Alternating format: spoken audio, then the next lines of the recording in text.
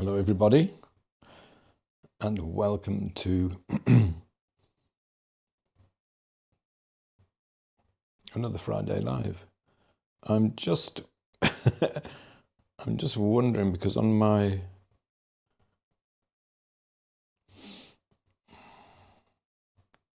I'm just wondering if I've set everything up right today, because I don't appear to have any picture, even though it looks like I'm streaming one.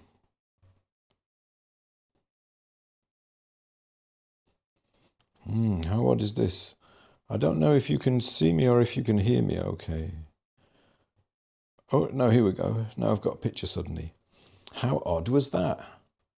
YouTube has been a little bit funny lately. I'm considering moving from YouTube to a different platform. I probably will always stay with YouTube for the Friday lives, because, you know, it's just where we hang out. But I am considering possibly for teaching, maybe using frankly a more professional platform than YouTube is. Anyway, good. Thank you, everybody. Welcome to another Friday live session. So today, autumn is properly in the air here. Not only have we got the beautiful autumn light starting now, especially in the mornings and in the evening, we also have laden trees, laden with fruit, damsons and sloe berries and apples. So literally, I just went across the road. I didn't have anything really prepared for today's Friday session. And I thought, well, we'll do something topical since it's autumn. So I went across the road where there's an apple tree over there. There's several over there in the orchard, but I went across the road because they look very pretty, those ones. Snipped off a couple of little twigs with some apples on, and that's what we're going to be painting today. Usual MO, we're going to go through ChromaMagic first and have a look at the colours. And then we're going to see how far we get. I don't know if we're going to go for like a full finished painting today. The main thing I want to do is focus on the colour mixing and get the design laid down, you know, the blocking laid down, the big shapes, because I think I hit something quite nice with the reference photo here in this one with the shapes. Okay. I know, Kathy, right? The elephant in the room, or I should say the easel. Ta-da! Brand new easel.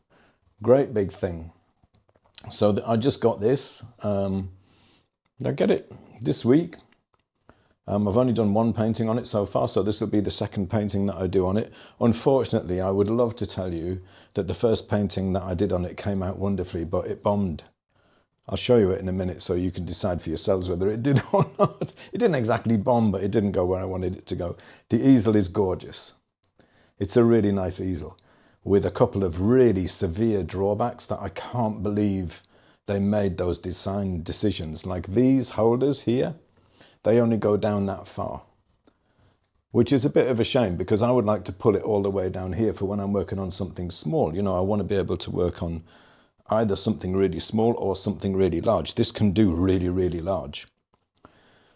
But it has like a second paint tray here, which is nice because I've got the big paint tray down here with various favourite tools in there ready to go. It's also meant I've got loads more room here around the palette where normally I would have all this stuff stacked up. So I don't want to raise this big paint tray up. I want to use the smaller paint tray. But then I want to be able to move those down. So a very lovely man called Dan from the US has offered to send me a couple of these that he made himself, which he's going to send over to me, and are actually already in the post. And you can slide them all the way down these masts, so I can have two paintings on there at the same time, which is going to be really lovely. Apart from that, the main thing, I mean, that's a weird decision, right? The easel would be much more flexible if you could move those all the way down. The other thing is, you know, this is a nice easel. It cost a bit of money. I'm not proud or anything, so I'm going to tell you how much it was. It cost me 2,000 quid. My old easel which admittedly was a bit rubbish, a Maybeth H frame, cost me 100 quid. So for the price of this, I could have bought 20 of those easels, right? Is it 20 times better? I don't know. How do you quantify these things? But all of it is exceptionally well made. The ratcheting system, it's got a pulley on the back with a handle so you can raise this part up and down if you've got heavy work on there. Or, you know, it's brilliant. Beautiful wood, mostly nicely finished with the exception of a couple of spots. Really nice easel. It's got the cheapest casters I've ever seen. As soon as I put it up together and I started rolling it around on the floor, one of them bent. And they're going to snap off almost immediately. So you actually have to lift the easel up to move it. So it's like, what's the point in having casters? I knew that before I bought it. So I'm going to get some new casters, right? That's what we've got to do. Okay, it's gorgeous. That's all I'm saying. Listen, let's have a look at... I'm going to go over to ChromaMagic now. Let's do some painting. At least let's look at some colours to start with. Oh, I've got a grid on it. I'm going to take that grid off. For anybody who is arriving for the first time at one of these streams, we always do this, or we very often do this anyway. So I'm going to show you the reference photo now. I took this photo earlier on today. And this is the reference photo in ChromaMagic. Excuse me. So it's good to have just a little bit of a click around and see what kind of colours we've got here. So mostly we're interested in the apples, right? So in the green part of the apple, we've got, this is our shadow colour. Kind of what you'd expect, but, you know, not that easy a colour to mix. So we're going to be mixing that colour. In the light, much, much lighter. Now, actually, that's a little bit overblown, I think. If I actually look at the apples rather than looking at a photo of the apples, it doesn't look as blown out. But the problem always with taking photographs is it's never quite the same as looking at something in real life. So you're always kind of dealing with the vagaries of the camera. So any camera will generally overstate the lights and the darks. It will overemphasize the lights and the darks. So if I brought the exposure down so I could see more of the light side of this apple, as it naturally looks to me, then these colours here in the shadows would get black, basically, and I wouldn't be able to see any variation in the shadows. Now, you can take two different photos and kind of superimpose them and get something in between. What I normally do is I take my photos into Adobe Lightroom and I bring up the value of the shadows a little bit, which you can do that as well. You can do a lot of post-processing. So this has had a little bit of post-processing on it, but not much. Overall, these colours are fairly natural. So in the shadow here, the red part of the apple, very dark. I mean, it's a really, really dark reddish brown. So we're going to want to mix that. As we go over towards the light, kind of what you'd expect, till we get to the lightest red part. It's actually kind of a pinkish, orangey pink. Still not too light though. Good green, yellow. It's actually, I'd call that a yellow, but it's going to look green when we put it on the panel. Leaf colours. These are probably lower chroma than you'd think. Like that's really close to grey. The back of the leaves. The front of the leaves have much more chroma in them and they're darker. Those greens also can be tricky to mix, so we'll be going over those. And then we've got mostly near to neutrals, fairly high value. This is why I was saying you might want dioxazine purple. I'm probably going to be using some here. And then in the back, the shadows go a little bit darker. Okay, so that gives us a few ideas of like where we're going to be starting colour-wise. Of course, you don't actually have to paint with exactly those colours if you don't want to. You can change the values, you can change the hues, you can change the chroma, you can take it anywhere you like. But for the sake of today's demonstration, I'm going to try and get like really close to natural colour with this today.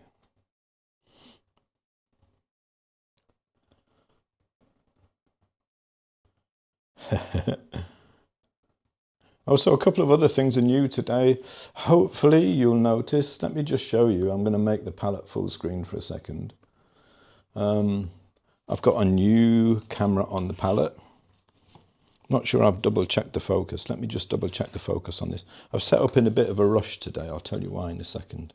So I'm just going to double check the focus of this camera. Is it all right? It's a little bit out of focus. Let's sort that out for you.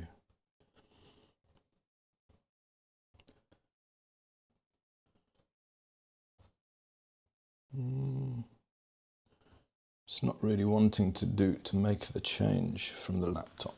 I'll have to try and do it from the camera itself, which is a little bit tricky because I'm not really close enough to the easel to see. Sorry, to the stream to see. Does that look good?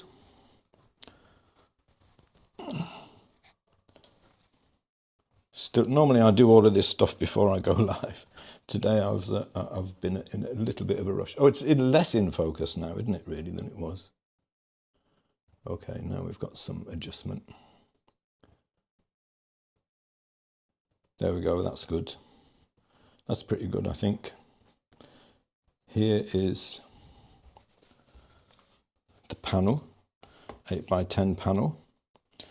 And Michelle, my wife, laughed at me earlier on this week after I'd set this easel up because I'm still sticking my panels on there with a bit of blue tack because I can't move those top holders down far enough, you know, to the height that I want it to be. And she said, look, you've got a £2 easel and you're still sticking your panels on with blue tack. True, can't argue with that. Got my phone. We've got to be careful when I unlock my phone that I don't broadcast my my phone pin to YouTube. Phone with a ChromaMagic on here as well, so I can show you a few things hopefully as we go along. It all looks pretty good, I think. So new lens on this camera, so hopefully that means a sharper image here. It allows a little bit more light in. It's a much better quality lens than the one I did have, which was getting a little bit clunky, not working too well. And the other thing is I've got different sound today. I've got a new mic, which is why I'm a little bit late setting some things up, because I was figuring out how to make it work, because it only got delivered about an hour before I went live, and I wanted to play with it. So, but hopefully we're going to have less kind of rustling and moving around noise, huh? So we've got loads of new stuff today. Still, doesn't make any difference to how you paint, right? Linda, thanks, she says, worse, better. That'll be when I was playing with the focus, I suppose. What have I got on the palette? Off to a bit of a slow start today, sorry about that. I've got lead white. These are both lead white. I've got two because I always get one of them dirty really quickly and need to change to another, right? I've got two yellows. I've got an orange yellow and a green yellow. The orange one is cad yellow and the green one is bright yellow lake. Quinacridone rose, going to help us get to those nice deep shadow colours. Transparent red oxide and green gold. I always have those as a pair. You'll see why in a bit. Raw umber, the chroma dropper, for anything which is on the yellow-orange end of the hue wheel, which is a lot of things when we're painting. Black chroma dropper. And I also have, which I must apologise, I think I missed off the materials list. I've also got a phthalo green. Now this is Winsor & Newton Winsor green. So all of these colours here are Michael Harding, except for that phthalo green. And the two whites, two blobs of white, are Rublev. Lead white number 1. What we're going to do, we're going to start off with getting some oil with a little bit of solvent in it, coat the panel. The other thing about this easel is because it's got a big paint tray, it's kind of pushed the working surface. Because I like to have my palette in between the easel and me, it means that the easel is now further away from me. And you might think that that's a problem, but actually I kind of like that. I like having it a little bit further away from me because it means it's easier for me to see things from a distance. And when I squint, I get a better impression of how the painting is going. I do not like to be working too close, because the problem is, what happens a lot is that you just end up with like Actually, I don't think I've checked the focus on this one either. Let's come back here, you. Let me check that this one's in focus as well. Maybe needs a bit more light on it. Yeah, it keeps you from getting too kind of sucked into the details too quickly. The further back you can be from your easel when you're painting, the better it is. Velázquez apparently used to, well, that's all right, that's in focus. Velázquez used to paint, he had special long brushes made. You know, a lot of people refer to him as the first impressionist. And I think that's true, you know, I would agree with that assessment of him. And apparently he had really, I don't know if this is true, but I have read that he had really long brushes made with extremely long handles so that he could be well back from his painting surface while he was painting.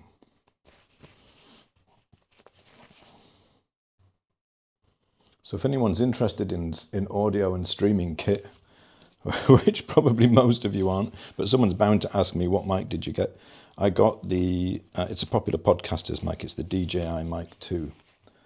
We'll see how it goes. Use a clamp. Yeah, a clamp would be a good idea, but I actually just want to get this thing fixed so it comes down here. And I'm so used to blue tack. Happy Friday, Diana.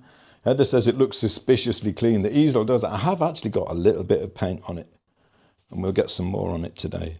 Okay, let's get started. A little bit of white, a little bit of raw umber. I'm not going to rush things today. We're just going to do a bit of enjoyable painting, okay? So I'm going to lay out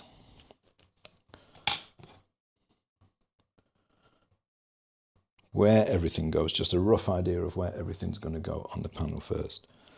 Actually, I've been thinking, you know, I mean, this palette has been annoying me for a little while because it's quite small. It's big enough, but it's kind of on the small side. And I've been thinking, wouldn't it be nice if I had one of those nice big tabourets on wheels with drawers, you know, and the whole of the surface of the top is like one big glass palette. So that's probably what I'm going to do next. Now, you see, I'm getting a taste for expensive kit now. Thank you, Deborah. That's very nice to say.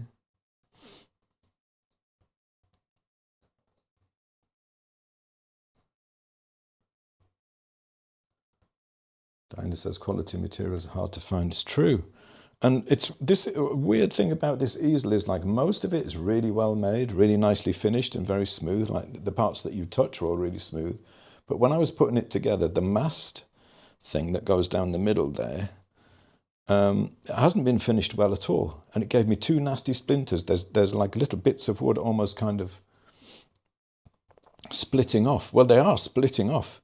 The grain is very close to vertical diagonal, and I think that's why. And I just thought, well, why did you not finish that?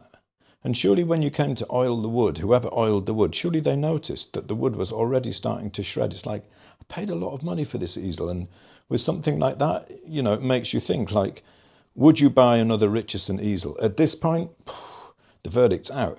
It is a beautiful easel. But I'm really disappointed with a couple of things about it. Especially I'm disappointed that it hasn't been properly finished in places.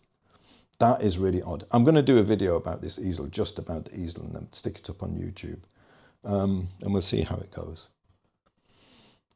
Thanks, Kathy. I'm glad the sound is good. I mean, it's a much more expensive mic than the one I was using, so it should be better. I'm doing all this nattering on. I'm not getting around to doing much painting, am I really? Should I do some painting? You probably should. Is anyone painting along today? Let me know if you're painting along. I got the reference photo out a little bit kind of late today as well because I was busy messing about with stuff. We'll put the apples in first, where the apple's going to be. So the centre of the panel is about here-ish, and this apple, the main one, the biggest one, is about there. It's about furthest left and furthest right. Highest point probably about here. Let's get that kind of about right. Something like, so I'm just, you know, I've got a rough idea of where a grid would be. The bottom of that apple is going to be about there. No, further out this way. I'm trying to envision the shape of the apple with what I've drawn out here and see if I think it's going to work.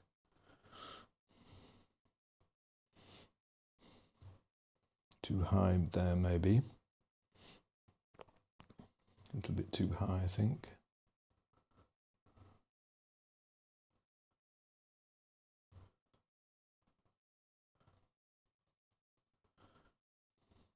So this is just raw umber and white I've got on the brush, and look how I'm holding it like this, like really loosely. So I'm kind of using it.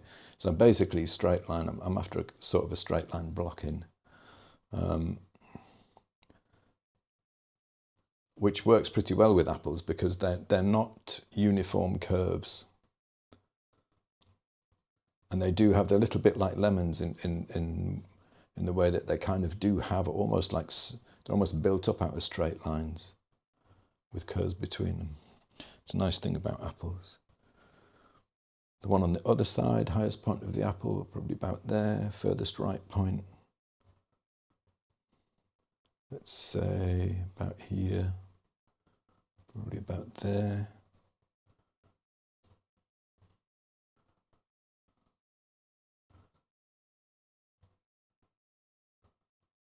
That's a bit high maybe.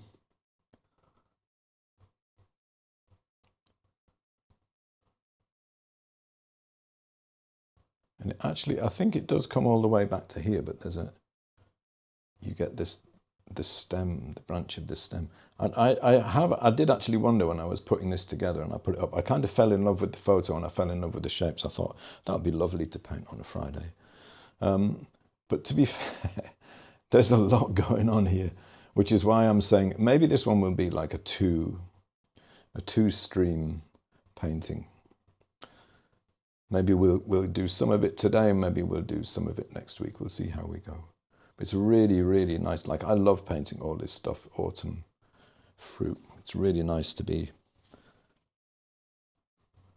at this point of the year. I'm always a little bit sad, you know, when summer has gone. But at the same time, I just love the autumn. I love the light. So I'm planning to do, I've been doing a lot of flowers lately. So I'm planning to do a kind of, maybe a little series of autumn fruit for the Fridays. What do you think? Would that be a nice idea? Honestly, I don't really, I mean, you know, I don't plan these things that well. I usually, I'm thinking about it during the week. Sometimes I've got a particular idea for something that I want to do. Most of the time, it's just what I feel like painting.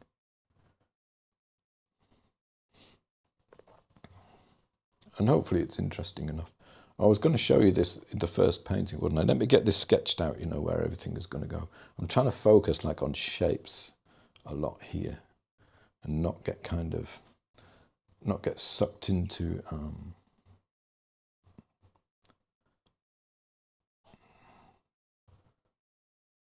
like painting things too soon. I want to stay with the shapes as long as possible. Dark, this is all dark shape here. And I love this. One of the things I love about it is the way the leaves come off the edge of the painting, and this one in particular.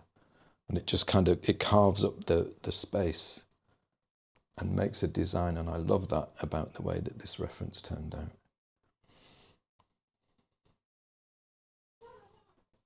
That should come down a little bit lower, I think.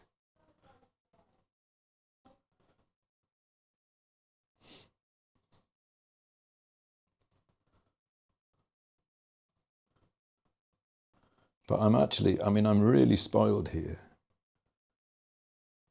because I can literally walk out of my door and take fruit off the trees with the leaves and the branches, which obviously, you know, when I first started doing these kind of things, doing streams and stuff, I used to go and get my fruit from the supermarket.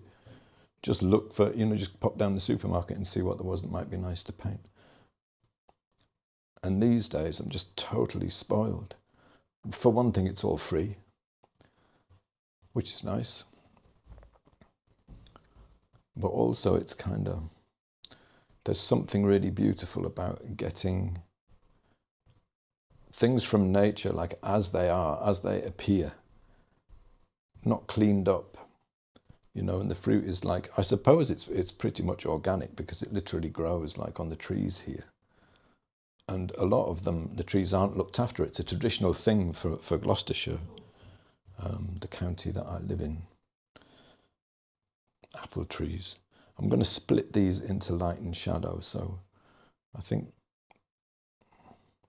light side, shadow side. Light side, shadow side. This one, light side, shadow side. And we've also got a cast shadow here. So I'm thinking about the light and dark shapes as much as I'm thinking about cast shadow up there. So I'm thinking about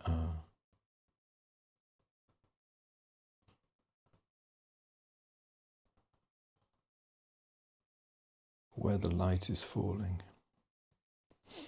Something like that, I think.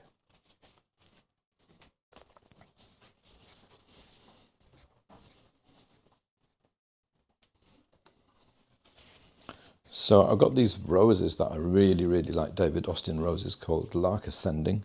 And this is the first painting that I did on the easel. I did it Tuesday, I think, or Wednesday. And, you know, I really, really enjoyed making that painting. I really, really enjoyed it. But when I got to the end of it, I painted literally about 6 hours on it in a day from life, with natural light. Eventually the sun came in the window and stopped me working on it. But I got to the end and I'm just deeply dissatisfied with it. So it's going in the big stack of paintings that I'm not happy with.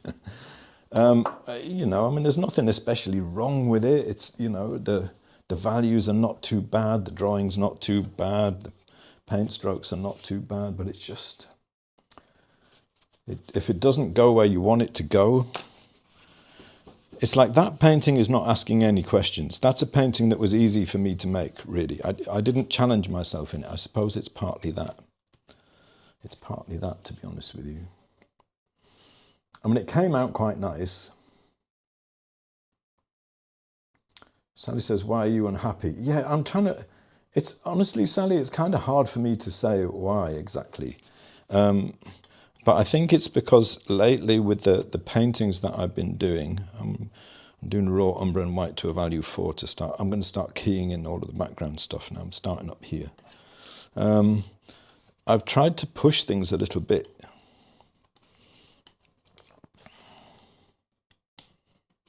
In, you know, to challenge myself a little bit, to go forwards a little with what I'm doing. And it just felt like that painting didn't really... I don't know, it didn't have the life that I like to see in the paintings that I make now. This is a Rosemary's Ivory long flat, size 10, nice brushes. Oh, by the way, if anybody's interested, I've got, I think it's up there now, on Rosemary's Brushes website, I've got a set, flower painting set up there, that you can grab. It's under, they've got a new kind of area of the site where they have what they call teacher sets. And they asked me if I would put together a set to go there. So it includes a lot of the brushes, well, almost all the brushes that I use when I'm flower painting. So we get a bit lighter over here. I'm going up to a value 5, still just raw umber and white, because we're back towards the back of the reference, and it's mostly, that's a bit too light, I think. It's mostly shadow back there, so there's a bit of warmth.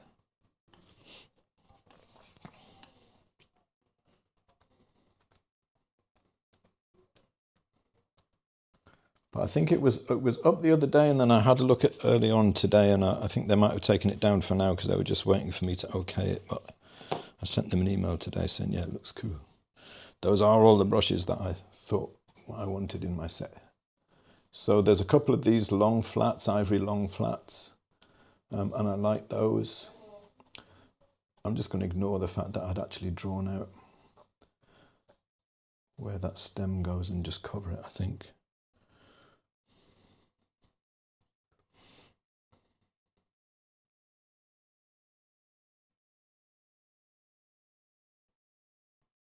Yeah, so they've got this brush in the brush set section of Rosemary's site, teachers sets. Is it up there?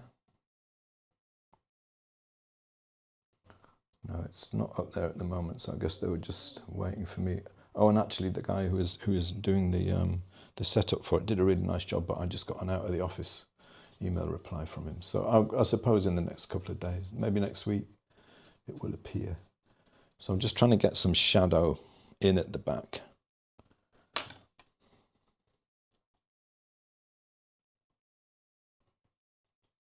Sandra says, does the set have your name on the brushes? Haha, no. But it does have a little section on the website. But as I say, it's not live yet, but it will be appearing at some point, probably next week.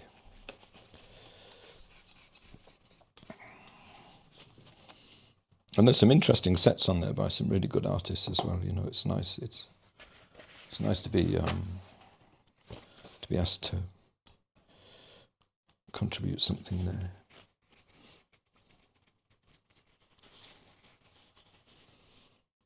Mary says, would you ever do a general brush set? I'm not sure because, I mean, maybe. Yeah, I could do. But the thing is, like a lot of the brush sets there, like the brush set that I put together, it's going to cost you about 80 to 100 quid. And you don't get that many brushes. You know, it's certainly not every brush that I use when I paint. It's a lot of them, but not all of them. So it's kind of a little bit like, oh, you know what? I'm going to put out some titanium white to mix the colour for the light at the front. If I put a set together with every brush that I thought would be really useful to you, especially if you were kind of doing, you know, if you were painting with me or doing the Friday lives, or, you know, there would be some that you wouldn't use often, just like there's some that I don't use often. It would probably be a couple of 100 quid's worth of brushes, and that seems like a lot. Does that seem like a lot to you? Seems like a lot to me. So I put together a specific flower painting brush set, which is the same one as is in the workshop materials list, you know, for the ChromaMagic workshop that's running at the moment. We want about a value 7, I reckon, maybe a little bit above that, but about that for this front area here. Now I'm going to put a little bit of quinacridone rose in. So that's just black and white. Titanium white and black makes a very, very cool neutral. I mean, it's not a neutral, it's slightly blue, obs. Because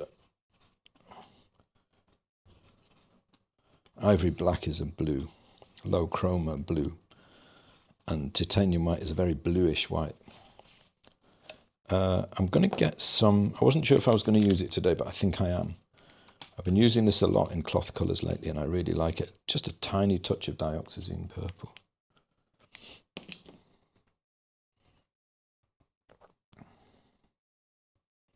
Thomas says, I ordered Rosemary's brushes, had them sent to Canada. They are great and arrived in good time. Yeah, they are. I mean, they're nice brushes, you know. I'm not such a fan of the natural brushes. I prefer Cornelius and Hogg's bristle. But the synthetics, what I like about the synthetics is the range of shape and stiffness, varying stiffness of the brushes that you can get at Rosemary's. But I also got this just recently. Now this is a Jackson's brush, very like the ivory flat. In fact, I suspect they copied it. It's so like it. But it doesn't have the stiffness of the ivories, Rosemary's ivories. It's a little bit softer. So probably will be useful for some other things, you know. What have we got about the right value here? About 7 or something we want down there. It's probably about right. I think that might be a little bit too neutrally. I'm going to put in a little bit more quinacridone rose and a little bit more I'm going to put a little bit of raw umber in because that's feeling a little bit too cool to me. But let's try it, like a little bit of it down here. Yeah, I prefer it a little bit more neutral like that, I think. There's a leaf shape there I didn't draw in. And then as I go back up, I'll mix between the shadow and the light. So I always think when I'm painting, I'm always thinking in terms of like, where's the shadow? Where's the light? And I'm trying to paint, much more than I'm trying to paint a specific thing, I'm trying to paint shapes of light and shadow.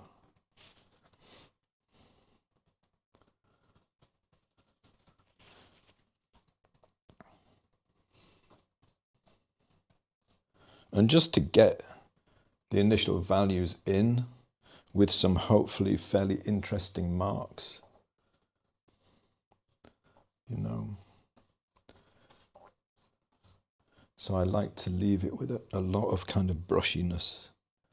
Cast shadow here behind this apple. I'll need to make that a little bit darker, I think. It's just generally trying to set the tone.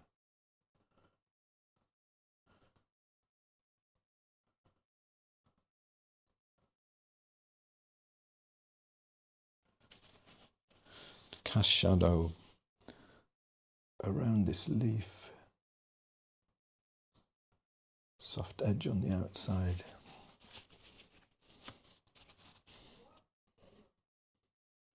I think I'm erring a little bit light at the moment. It's going to be darker where it's closer to the leaf.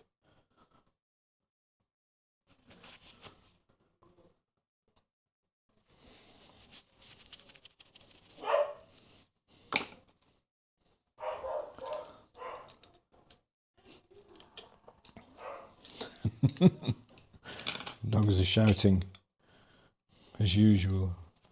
And then we've got a nice, like a much darker area. I'm going to go raw umber and I'm going to bring the value down with black and then bring a little bit more chroma back in with a little bit of transparent red oxide, like just this very dark shape we've got here. I want to hit that value there because it's going to really help the it's going to help that side of the shadow really, that side of the apple, sorry, really stand out.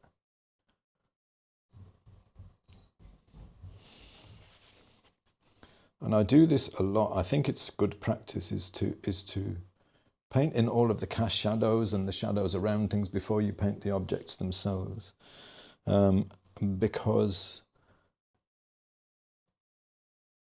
you can do all the edge handling that you want to do at this stage, get all your values about right. This is the Jackson's brush. Another one, I got another one slightly smaller, it's nice. You can get all your values kind of established, you can get all your edges handled, that's the main thing. And then you don't have to mess with that part of the painting later. Hopefully, if you get it right, you know.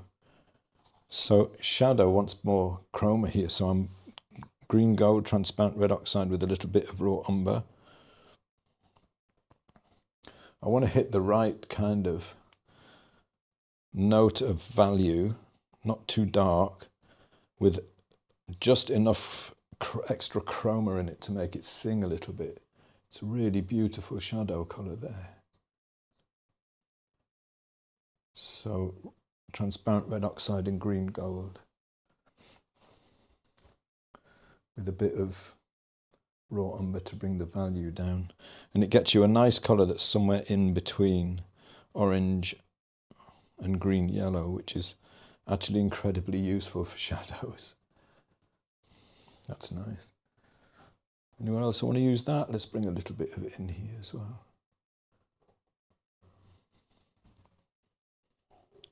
So I think you already start to get a sense, like I always feel like I want to start to get a sense of the things being there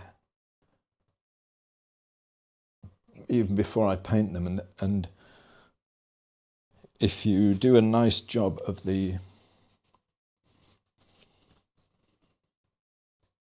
laying in the cast shadows, it's like your brain knows that something must be there. there must be something there to be creating that cast shadow. Back into the titanium mix for the light. So I'm setting up warmer, darker shadows and cooler, lighter lights.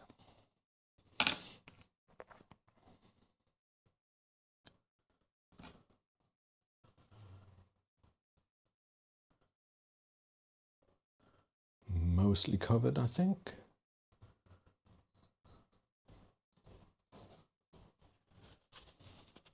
Got some nice brush strokes going on in there as well. This is too light here, so I'm squinting down and checking the values across the painting now, and that looks a bit light up there. I want this to come a little bit more gradually in. And you know what? I'm going to throw a little bit of chroma in here as well.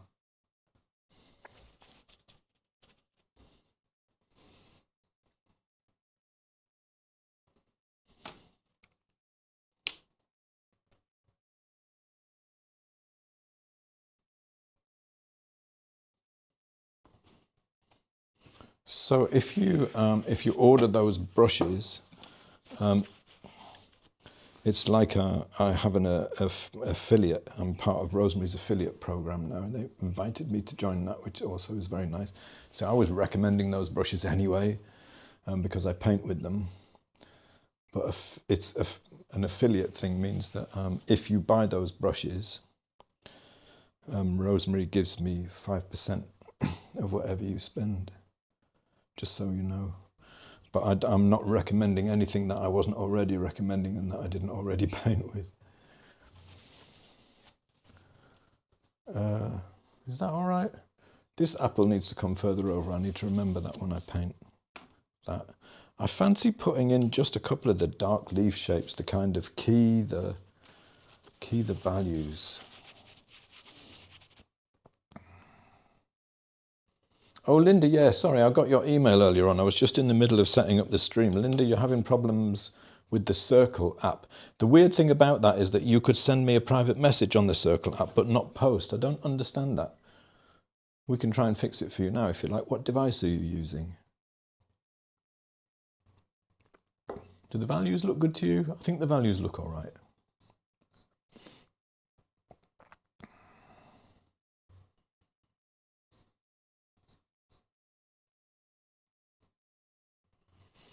Mario says, do you think working with a 9-step value scale is too little? No, absolutely not. I tell you what, I think working with a 5-step value scale is really, really good. Like, you know, on this Munsell scale, which I recommend, the link is in the description to get this. This is nothing to do with me. I don't get paid for pushing this scale. This is put out by Paul Cantor. It costs you $10 and it's brilliant because it's laminated so you can put paint on it. So this is the Munsell value scale from 1 to 9. And it has all of the half steps in between. You don't need all of those when you're painting. In fact, what you want to do when you're painting is simplify more. So I would say 1, 3, 5, 7, and 9. Paint with those 3 values. You know, I mean, obviously I don't always, but for a long time, I did a lot of value studies, which I believe a lot of them are still online on my website. I don't know if it's easy to find them, but they are there. Just in raw umber and white.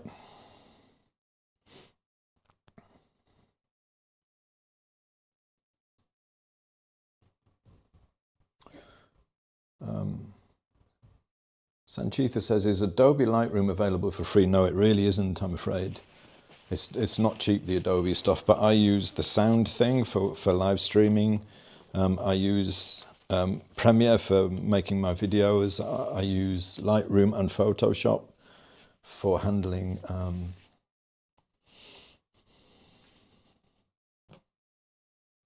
reference photos. So I pay for the full suite, even though I don't use them all.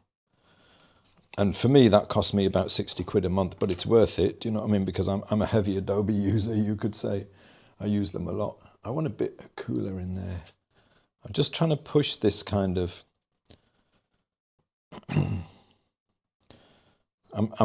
I remain suspicious of talking about warm and cool too much because I think it's very confusing for people. But you know, in this situation, there is a very clear, an indoor light like this, there is a very clear, like a difference between the coolness of the lights and the warmth and the higher chroma of the shadows.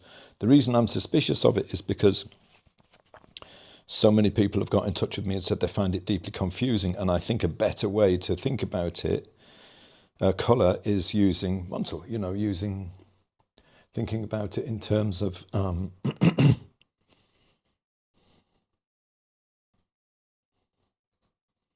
value, chroma, and hue. And the reason I think that's better is because something can appear warmer or cooler than another colour, either because of a difference in hue. So, you know, blue more cool, right? Cool red is a blue red, a warm red is a yellow red, an orange red. Or it can appear to be warmer or cooler because of the chroma.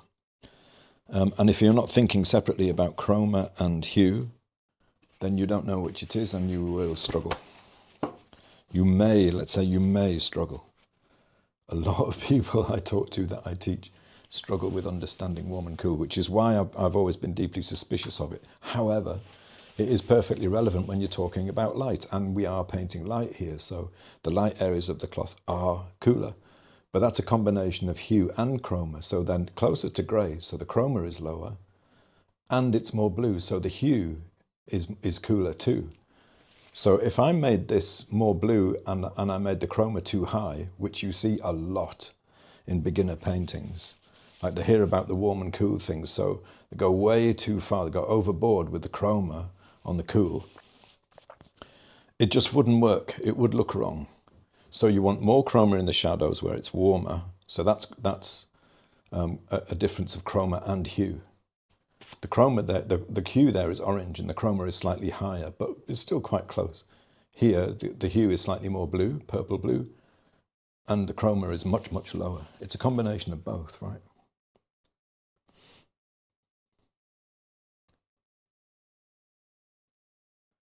Oh, sorry, Sally. Yeah, quid is £1, yeah. UK jargon for money.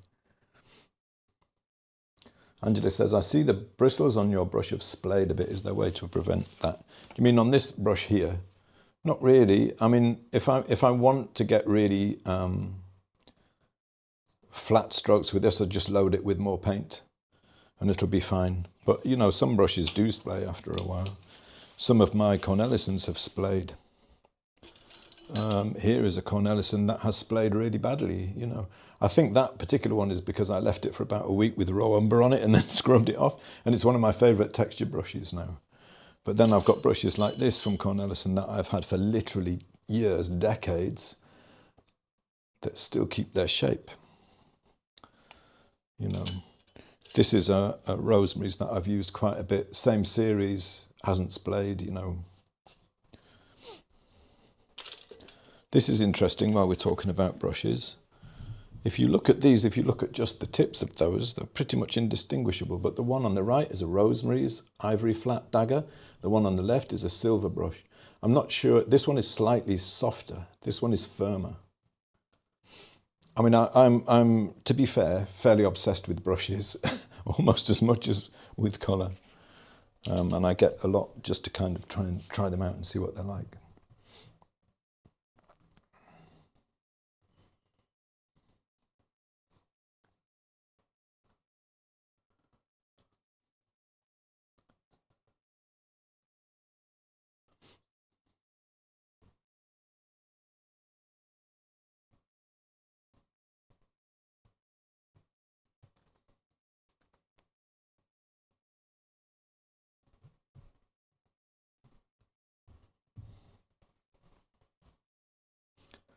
Hippopotamus Bosch, that is one of the best YouTube handles ever. Says, Adobe is overkill. Affinity photo is all you really need. Depends what you're doing though. That's not going to do audio for you and it's not going to make video. Yes, you can do it cheaper and Adobe has loads and loads of stuff. I probably use like 5% of what Adobe includes, you know.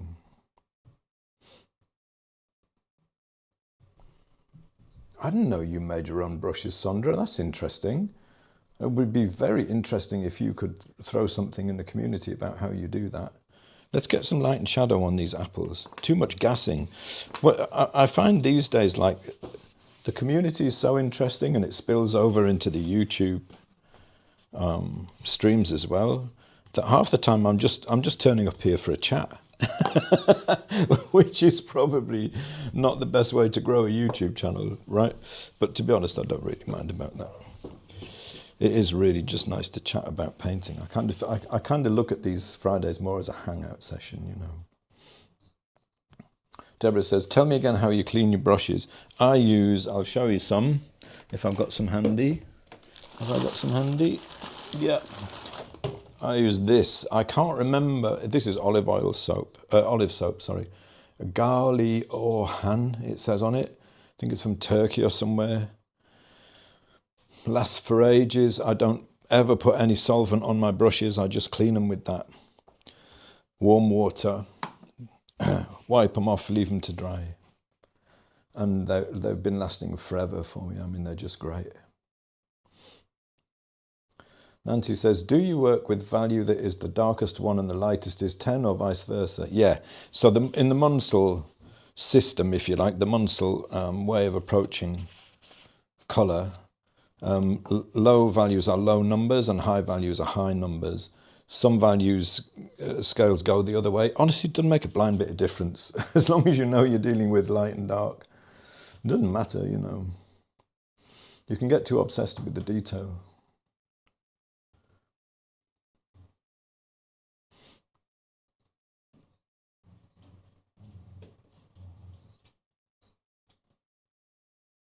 Rose value study. I think I remember that one, Mary. I think I remember it. Single rose, yeah. Renata says, yes, the loose sketch and the values are beginning to reveal the forms. Do you ever do preliminary value studies on paper, say with charcoal, before moving on to the painting? I don't often draw with charcoal, but I do stuff like this sometimes. Let me find a couple. This one was actually part of a workshop, but stuff like this, you know, value studies I do value and well, I would say probably would be better to call them value and edge studies, because that's really what they are.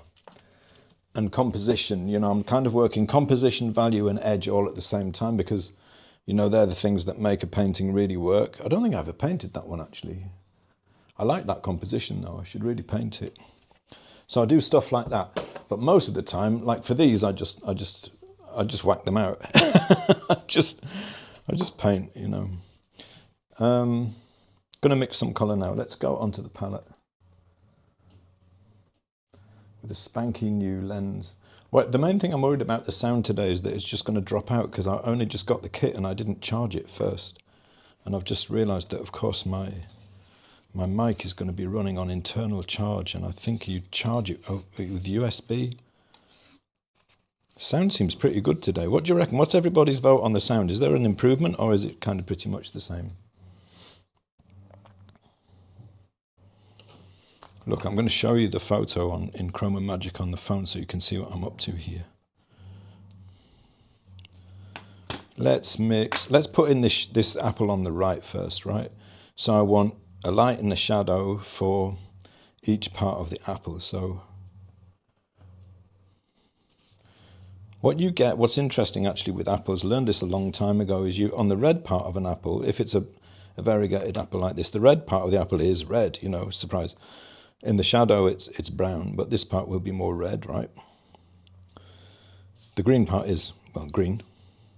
It tends to be a very yellow green like that. That's quite high chroma. And then in between, you get what's in between red and yellow. Oh, look at that. Orange.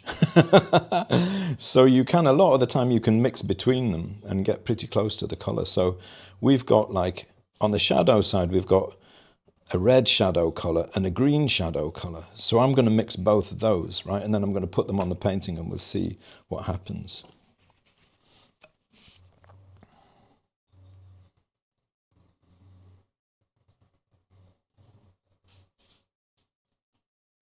Oh, that's cool, Linda. I'm very glad. I take it you're talking about you can you can get onto you can post in the community now. I'm very pleased. Mary says, would you consider doing a video on beginner mistakes when it comes to temperature? As you were saying, you see a lot. Ooh, now that's an interesting idea. Yeah, let me think about that. I'll try not to forget. Drop me an email. Remind me to do it. It'd probably be a good idea, otherwise I might forget. Yeah, Jeannie says 100% olive oil soap like Paul's is available on Amazon. I think it is. I try as much as I can now these days to never to buy anything from Amazon if I can avoid it. Although I must be honest, I did buy the new mic off Amazon because I wanted it quickly because I wanted to try it out on this stream. But I don't like giving Jeff Bezos my money, you know. The guy hangs out with Donald Trump. I mean, why would I want to give him any money? I don't think he needs any more, frankly. And Amazon employees, apparently it's just barbaric, like the stuff they have to deal with. No, thank you. So I try not to buy from Amazon these days. Shadow colour. Look at that. Beautiful. So I'm going to start with green gold. I'm going to put cad yellow in until I get about the value that I want. Too much cad yellow. I always forget how strong cad yellow is against the green gold. Green gold is much weaker, tinter-in mixes. That's actually really close as it is. Although I would say it's possibly, what do you think? Is it slightly too yellow? I think it would be fine. Let's call that done, because then it's really quick. This over here now, these colours can be a little bit more tricky because you've got to get high chroma red at a low value and high chroma orange at a low value. But you can get there with transparent red oxide. The dog's trying to get in. And quinacridone rose. The only problem with that mix is that you've got two very transparent pigments, so it doesn't cover well. And if you're working on a light panel like I am, sometimes it can take a couple of goes to really get it, you know. Hippopotamus Bosch says, DaVinci Resolve is a pro-level video editor just as good as Premiere. Yeah, I mean, there's lots of other things out there. Isn't DaVinci Resolve free? I think it's free, isn't it? Because I've got Blackmagic cameras, and I think it came with the Blackmagic cameras. I mean, for me, I guess a lot of it is just, I mean, I can tell you're like anti-Adobe, which is fine, you know. I mean, I perfectly understand that position. Trust me, I really do. But for me, I'm so used to it that I can do one monthly payment and I get everything I need in one go. For me, it's like I cover a lot of different stuff. I'm not a full-time photographer. I'm not a full-time videographer or a video editor. You know, I do that as a small part of the other things that I do, which is hopefully mostly paint and teach. And Adobe is just easy for me because I know it well. Let's get these. But I totally get what you're saying. There are other ways to do it for sure. I'm not saying like that's the best way. What brushes we're going to use? Probably hogs. Probably hogs. We've got chunky things to paint. Nice big round apples, so I'll use chunky brushes. Shadow colour. Well, that one's a bit stiff actually.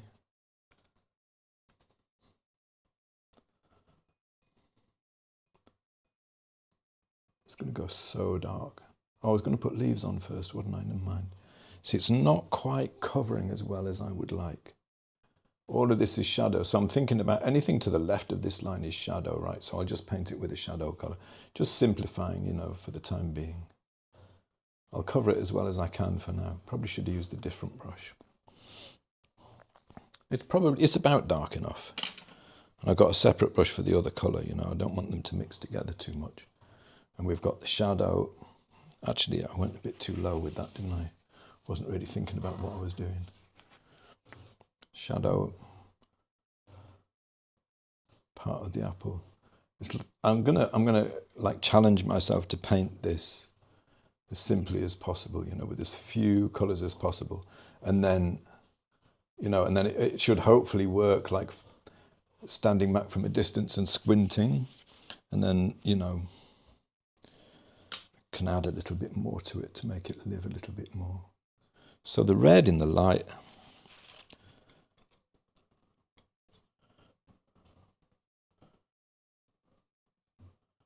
there's not actually very much of it. It's mostly, I mean, it's really close to transparent red oxide. It's just a bit more orange, so I'm going to put a little bit of cad yellow into that. That's a bit more, it's a little bit too chromatic and too light. I'm going to bring some of that shadow colour into it as well. I'm going to junk that brush. Might be good for some things, but it's not good for what I want now. Get a nice hog out. A bit smaller one now because I've got a smaller area to cover. The light part is really, there's not very much of it at all. I'm just painting shapes.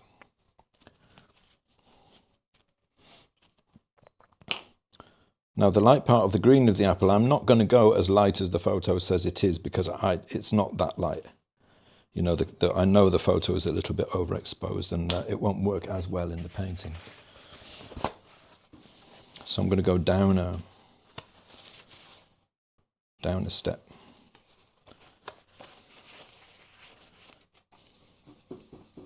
So I'm going to do shadow here and light on the other side. Put, what should we do this with? I'm out of green gold. Let's get some more green gold out. Should I go on to the palette again? Let's show you the mix.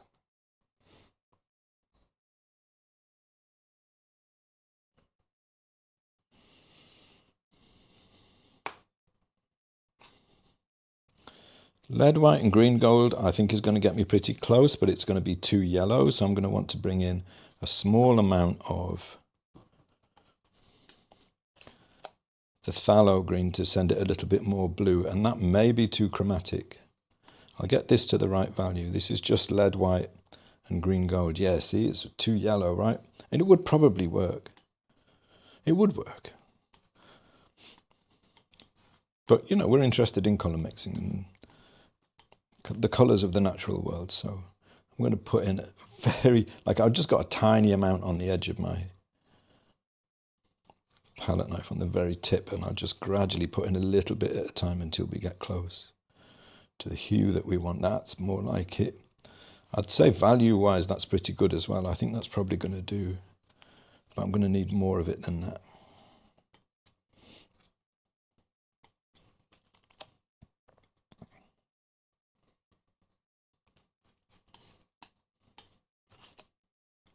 So I've got probably 50-50 split-ish, green, gold and white, and then a tiny, tiny amount of phthalo green, Winsor & Newton Windsor green, to send it a little bit more blue and give it a little bit more chroma. Very easy to overdo.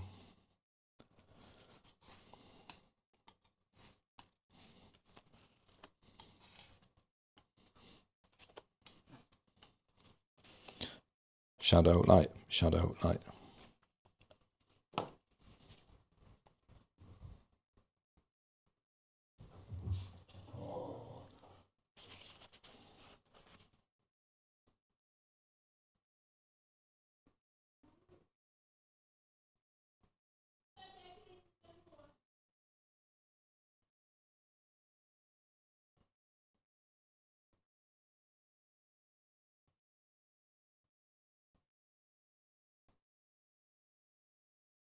The sound is good today, everybody says. Oh, that's good, thank you. Ah, Evalia, you have very good ears. She says, the sound is flatter, your voice doesn't resonate like it used to, but I don't hear as much breathy or the slight popping sound. Yeah, so what I don't have is, I have a really good quality vocal mic, and I've got that turned off because there was a slight delay between the sound between both mics. And that is a really expensive mic. Just the mic alone was about 500 quid, I think, and it has a gorgeous sound. But the problem is it only picks you up if you're very close to it, which is really frustrating. As soon as I move away, the sound just disappears, whereas This mic that I've got on now is a lavalier mic, so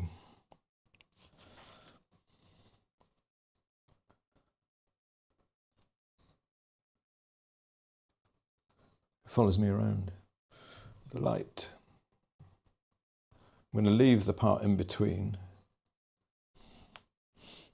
Looks pretty good, right? Nice green. We probably want a little bit more light there, but we'll leave it for now. Like, it's really, really simple, you know. And then for this area here, like that, this bit here, that's the highlight, so I'll just leave that white for now. But for this area here between them, well, you know, I'm just going to mix between them. Get a kind of orange. The only downs with this is sometimes you can find that you lose a little bit of chroma. Like, maybe I've lost too much chroma there. I might want a little bit more chroma, but it's not bad. If I wanted to add some chroma to that, an orange. It's oh, I've completely destroyed my light green colour now, but transparent, quinacridone rose and cad yellow will give me a nice orange. Get a bit more chroma in. If I want it to go lighter, I can bring in more yellow. I'm rather disappointed to have run out of my green because I need it now, so let's throw some together really quickly.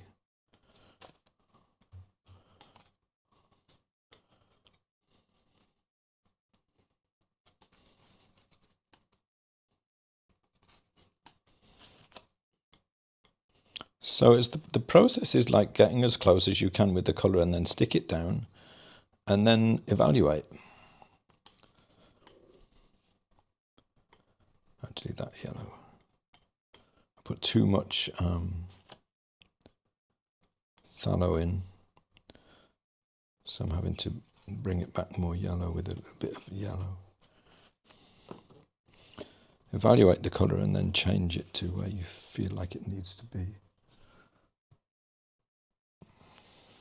That definitely wants to go lighter towards the outside. Not too light, but around here it definitely wants to be lighter, so I'm getting more white in there. Bring the value up, but I don't want to go too far because I want the highlight to show, and I'm intending this to be like down a notch in value from where the photo is saying it is. And for the colour in between them, the light and the shadow just mix between them.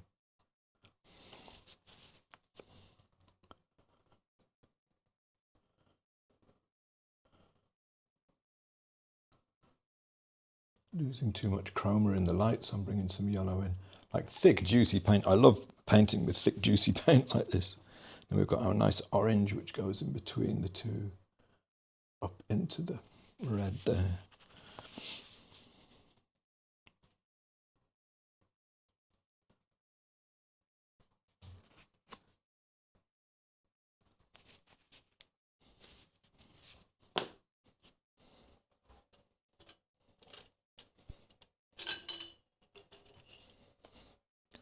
Going to use a smaller hog for the highlight. I'm actually going to use titanium for the highlight. I need a bit more out because it's the highest value you can get in paint.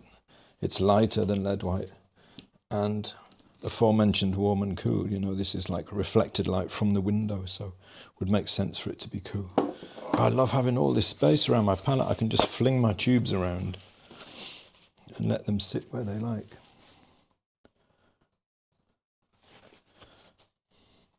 Might be too light this, we'll see. Titanium.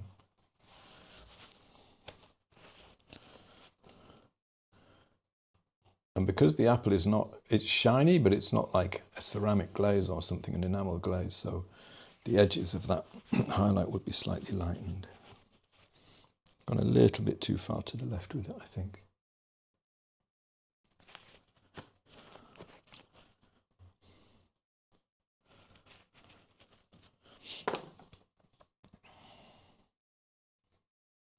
We've got lots of shadow colour on this apple here.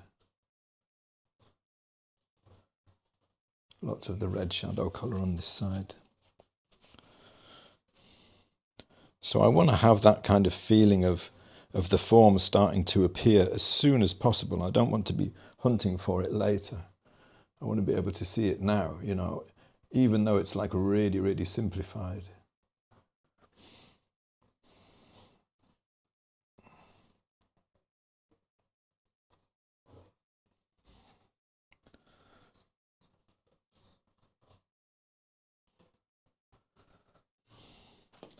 Coming round into the light.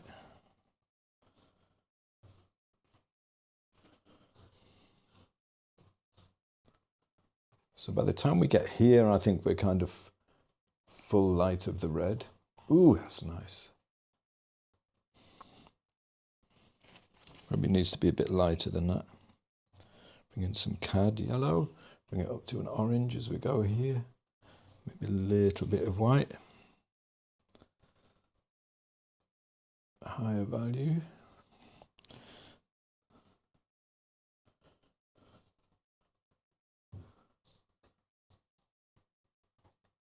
You know, a lot of painting is just painting form anyway, and making something appear on the panel is just making sure you get the right colour in the right place and then managing the edges a little bit.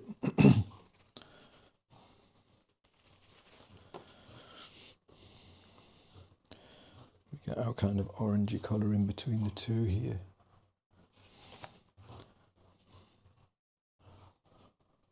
Quinacridone rose and cad yellow.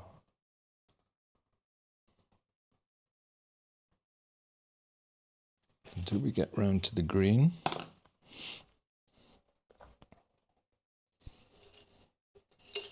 Keep having to change brushes for my green. I really wish I'd mixed a lot more of this green because I'm constantly running out of it.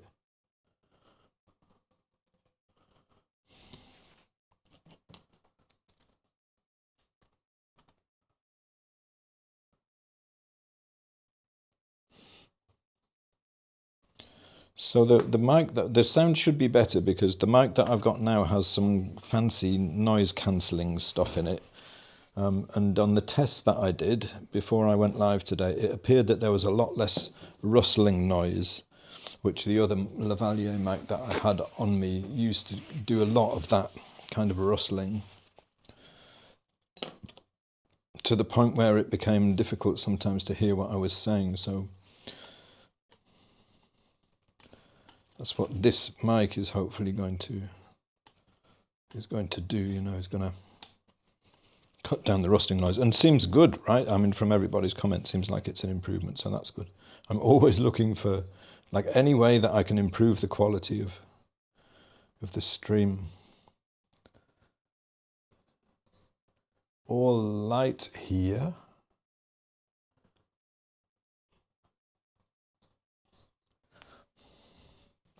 Got a little bit untidy there and pulled some green into some red into my green. Just going to paint that out.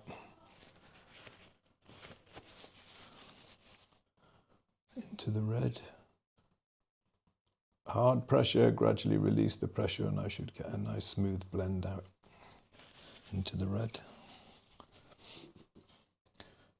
Pressure is makes a really big difference for painting. So, like, I know a lot of you are in that workshop, in the workshop I'm teaching at the moment. For the benefit of anyone who isn't, it's like, I've actually put in an exercise, I've got a couple more coming, that are just to do with learning to control the pressure of the brush, because it makes such a difference.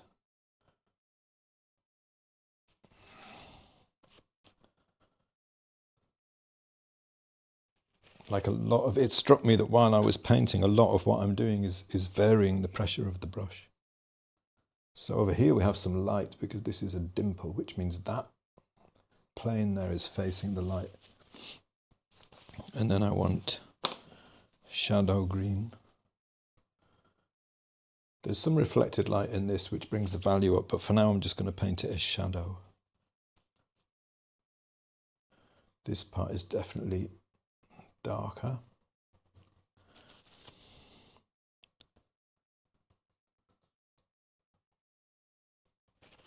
That's facing away from the light. And then in between.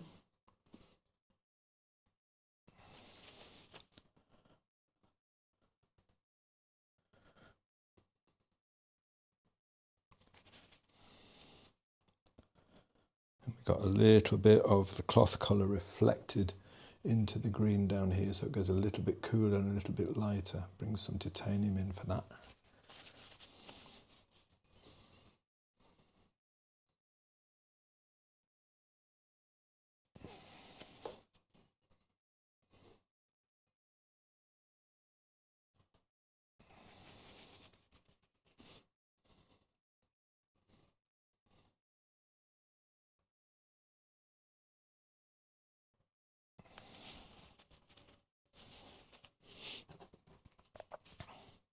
I'm going to put the little dark bit in with raw umber, and I'm going to try and make sure that I get a hard edge on the left hand side and a soft edge on the right hand side as it goes into shadow. So I've loaded up the brush with raw umber. I'm going to place it where I want it to go, where I want the hard edge to be. Make sure I get a hard edge on the left, and then as I drag it to the right, I'm going to gradually release the pressure, and hopefully we'll get a nice soft going off into shadow.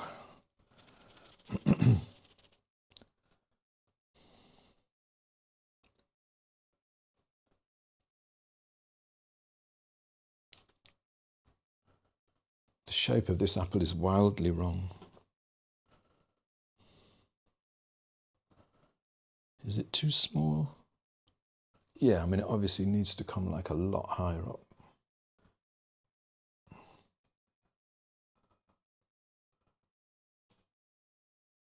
That's a shame, because I've already done all the form modelling on the apple and now I've got to change it. Never mind, this is a slightly different apple I'm making than the one on the reference photo.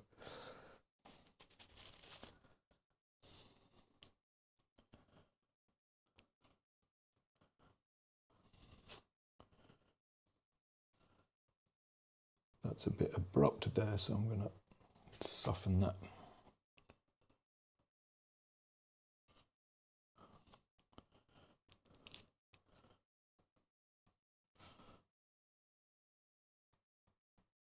Just trying to paint everything as simply as possible.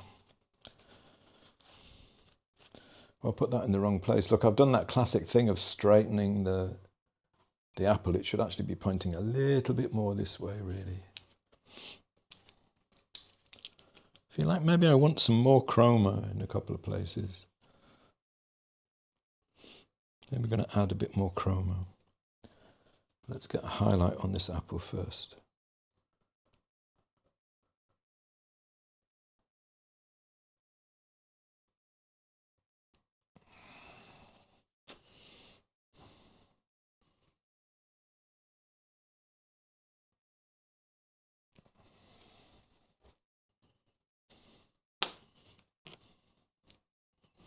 So how can I get more chroma? When I go green gold, arrowlide yellow, which is the green yellow, and I'm going to bring in more, a lot more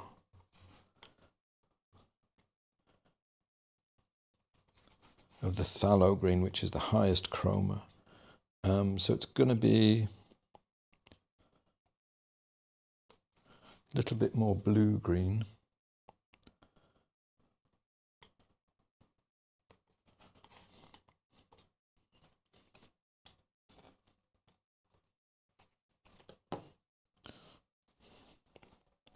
I think I'll bring some cad into that, which will keep high chroma, but also send it a bit more yellow. Cad yellow. See, I think colour is just endlessly fascinating to play with. The fact that you, with colour alone, you can, you know, and clear separation of light and shadow, you can create form, an impression of form on a flat panel.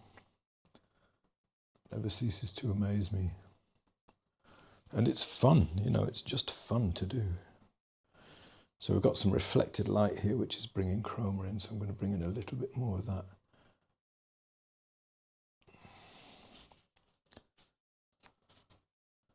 That's nicer, I think, with a little bit more chroma there. A bit more here. Was just feeling a little bit too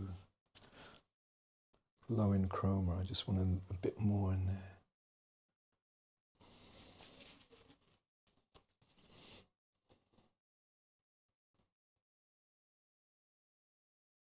on a nice hard edge here because that's against this shadow area. I haven't done much edge handling yet on the apples themselves, but I will. I want to get some leaf shapes in so I can start to see how things are going to look.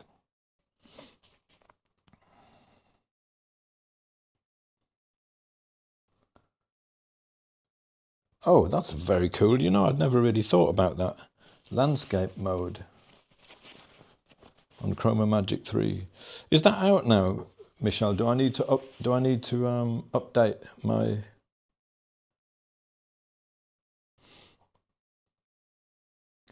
Do I need to update my ChromaMagic?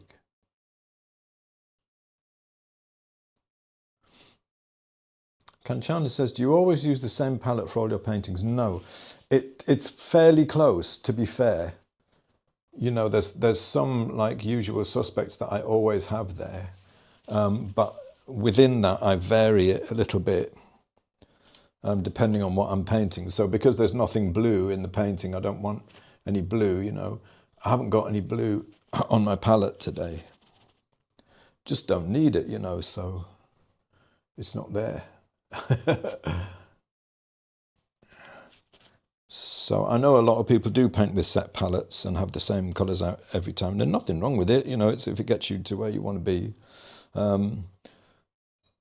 But, you know, why have like a, you know, a cobalt blue or a teal or something out here, you know, if I just don't need it? I'm just trying to manage the value a little bit here. I think it's got a little bit dark and a little bit of softening. Not too much because I want it to keep a kind of a brushy quality to it.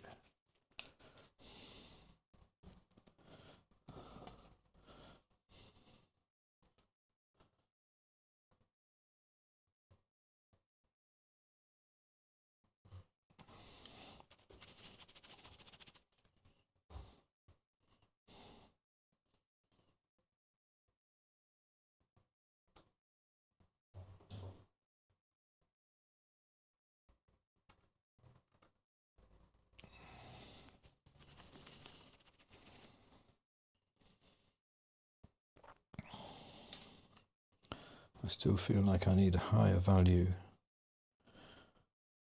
on this apple out on the right. I just don't want to push it. I mean, I'm deliberately made it like a slightly lower value than the reference photo so that the highlight stands out. But I want it to feel like there's light there at the same time.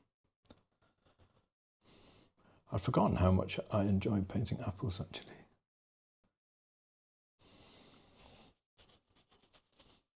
Favourite subject.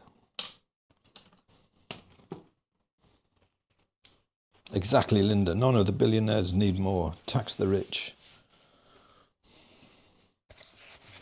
Like Dale Vince says, tax the rich, start with him. I'm going to put some leaf shapes in.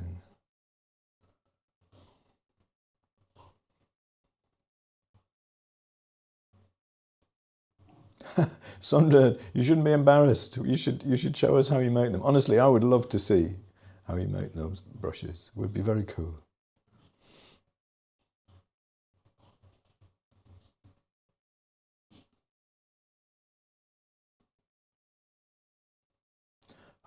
Failure says, I've been full-time in front of Adobe products since 1988. I always cry to them when my year is up and they lower the price. I didn't know you could do that.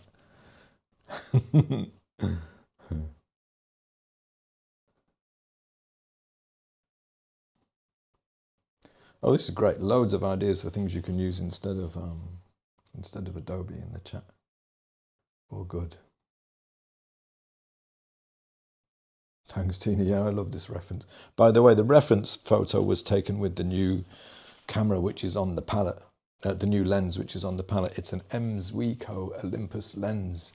Very, very nice lens. 25mm, 1 to 1.8. Lets a lot of light in.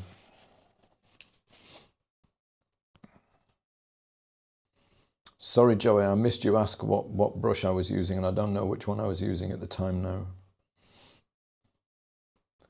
Linda says, I like the exercise where you have to paint a piece of fruit in only 10 brush strokes. Yeah, they're great, those exercises. I've got to rough in this. I'm just going to catch up with the rest of the comments and I'm going to rough in the apple at the back.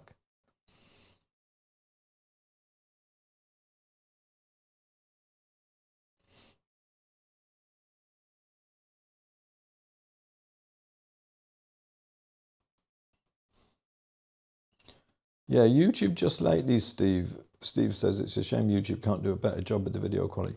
But it's been great for years. But just lately it's felt like it hasn't been quite as good, you know.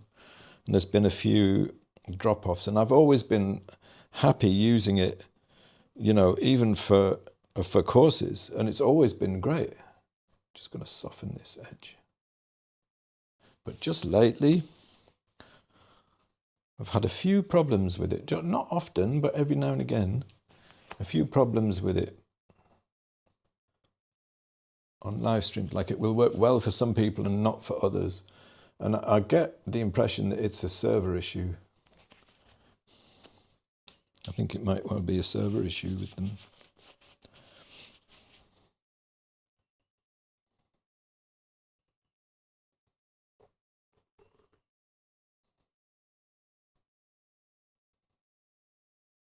Good point, Kathy. Kathy says the only problem with boycotting Amazon is it's also boycotting a lot of small businesses that make their money primarily through Amazon Catch-22. That's a very good point.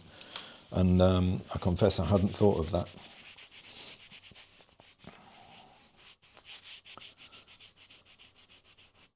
Sane, what?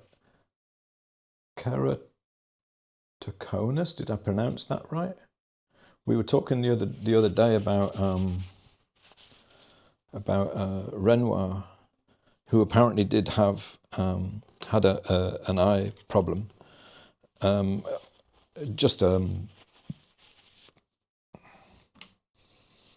know, with focusing on things, and then he tried some glasses for the first time, and thought it was horrendous, and everything looked like it had been, the world looked like it had been painted by anger, and he didn't like it, so he refused to wear them.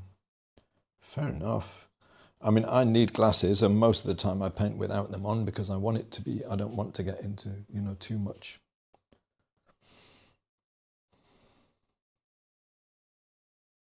Kind of detail. I want the big shapes. They're kind of looking like they're sitting there, aren't they? We're getting there. We're getting somewhere.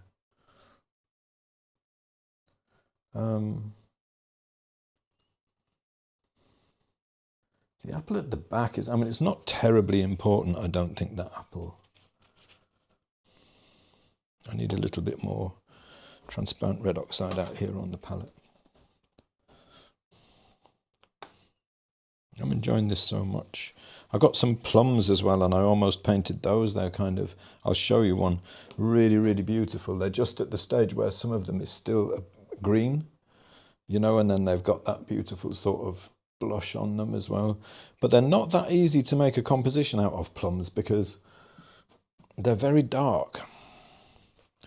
And if you put them with a light background, which you would think makes sense, then they just end up like dark blobs and not very interesting to paint. Slightly challenging, I find. Mostly transparent red oxide here for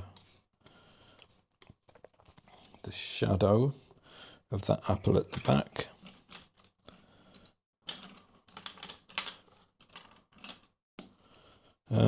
Long flat. Now, the long flat was probably this. If it was a very long one, it's this. It's from Jackson's, and it's an Accoya synthetic. It's similar to the ivories, but a little bit softer, to Rosemary's Ivories, but a bit softer. Hard edge for the edge of the form. We're going to go up to the leaf.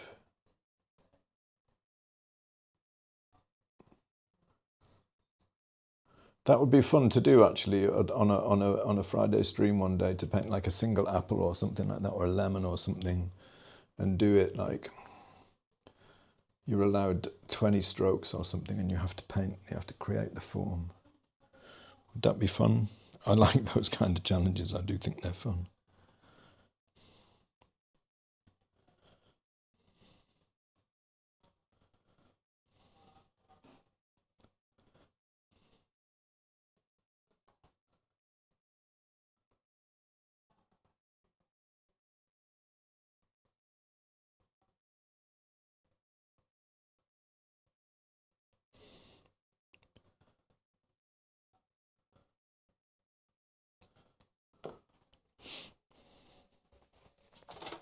I wonder if I'm gradually getting into using more and more paint when I paint these days, because I find like quite a lot I'm running out, and more recently I'm running out and I have to keep adding paint as I go.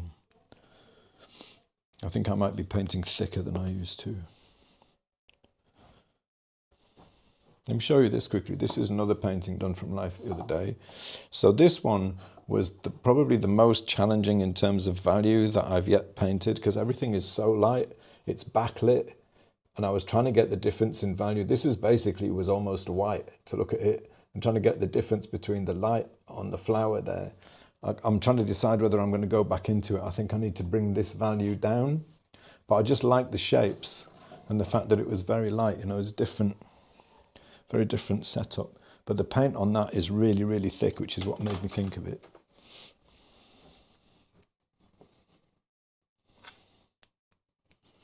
More bright yellow lake and green gold. High chroma yellow green.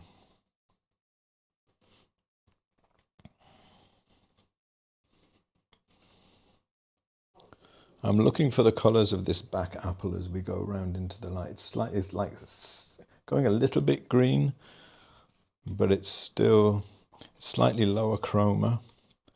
Still has some orange in it.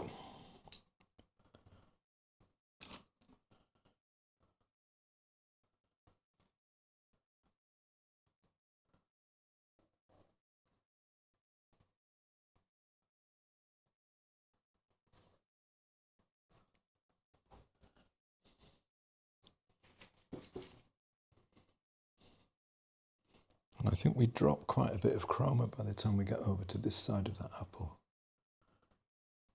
So put quite a bit of raw umber in that mix. Ooh, did you hear that? I don't know if this mic picks up my tummy grumbling or not when I'm hungry. I'm enjoying the painting too much though, but it feels like my body is saying it's pizza time, Paul.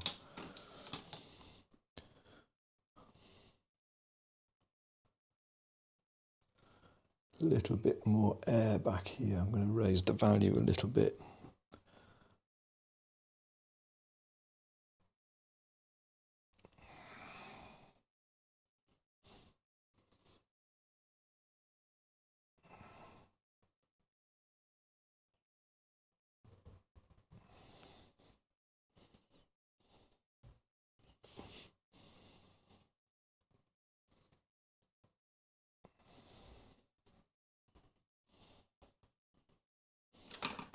And I think because that one's further back,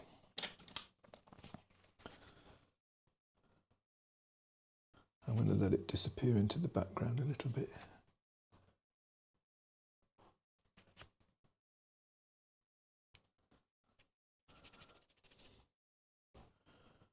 Help keep the focus on the front ones.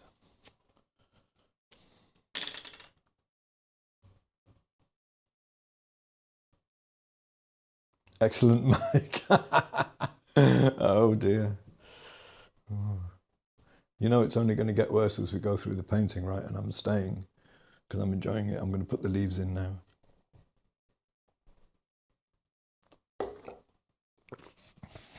Sometimes the mic can be too good, perhaps.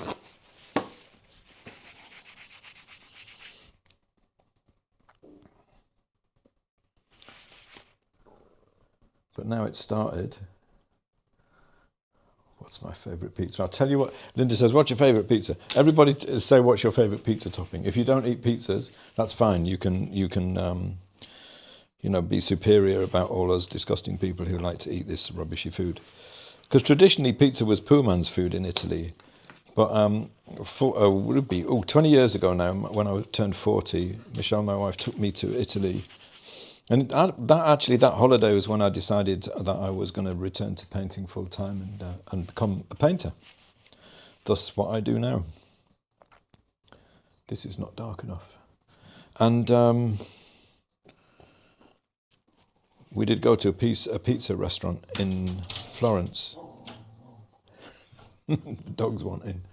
And I have to say, it was like pizza as art. It was the most amazing pizza ever. Mine had egg and spinach on it. and it was just so good.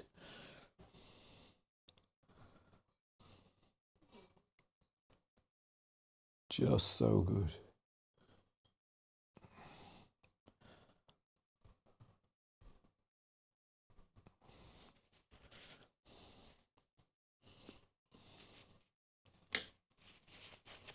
Mushrooms, zucchini. Oh, that's courgette, right? I like courgette on actually. Black olives, yeah, I prefer black olives definitely. Stephanie, fig jam? You have jam? That's probably a different thing than I would call jam, right? It's it's probably something different. I mean, for us, jam is what you have on toast, and it's sweet, you know. I'm guessing fig jam is not that. I never forget the time I went to the US and met up with a bunch of painter friends actually, and we went to have breakfast. And I ordered what I thought was French toast. Well, I think it was called French toast, you know. But what I didn't realise is that in the US, French toast is really sweet. In the UK, it's not that sweet. You know, it's like, it's a savoury thing. It's basically egg. It's basically bread fried in egg. And that's it, pretty much. And, you know, I used to like mine with a bit of tomato ketchup on it. So I put... slathered would be a better word. Slathered my French toast with tomato ketchup, and everybody was just looking askance at me, like, "What is he doing?" and I tasted some, and it was like, "Yeah, that's really not good. That's not good at all." Fig jam on a pizza. Ooh. This is Pew likes margarita. Very simple, but every time. Yeah, nothing wrong with that. Nothing wrong with that. So I like spinach as well. I like spinach on mine. Goat cheese and potatoes with rosemary. Oh, that sounds good. Ooh, yeah. Fig jam and prosciutto. Ooh, yeah. Sweet and savoury. Yeah, I'm going to have to try that. Mmm. Pepperoni with minced garlic and fresh mozzarella. Nice.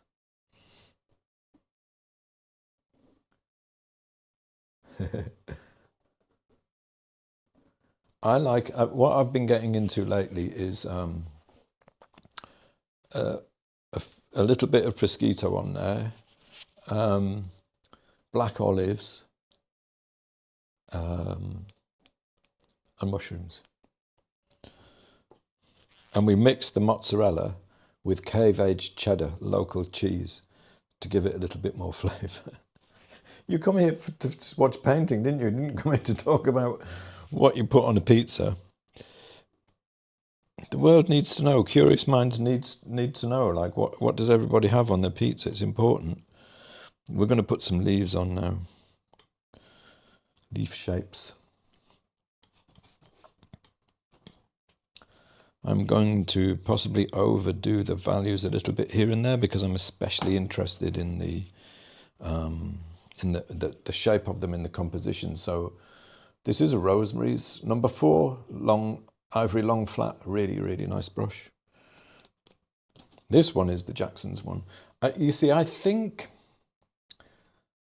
if you look at the shape of them, I think the shape of the Rosemary's is slightly better. It's a bit straighter, whereas this one flares a little. Is that a problem, or is it just good to have 2 different brushes? Who knows? I don't think there's a lot in it, but I think the Rosemary's just feels... I prefer the slight stiffness of the Rosemary's. But there's not a lot in it, to be fair. There really isn't. Just simple shapes. Like, I'm mostly interested in these leaves from a compositional point of view, really. Oh, Tommy definitely wants food. That, you know, they do say that the paintings are never finished, only abandoned, and this one may end up being abandoned because I need to go and have my dinner, you know. It's serious business. Dinner on a Friday. Although this weekend I'm working because I've got another video to make.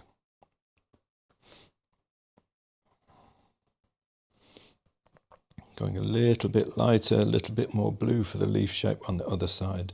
So I'm bringing a bit of white into the mix. Like over here, there's a really nice, kind of a nice chroma mix. Painting largely with flats and kind of uncharacteristically blocky brushes today, brush shapes. I wonder if it's because I've got all of these flats that I've been playing with and I'm working in this, like I'm not following the shapes as closely as I sometimes do, let's say, and I'm kind of, I'm enjoying the brush strokes as much as anything else. Shadow side, mostly black.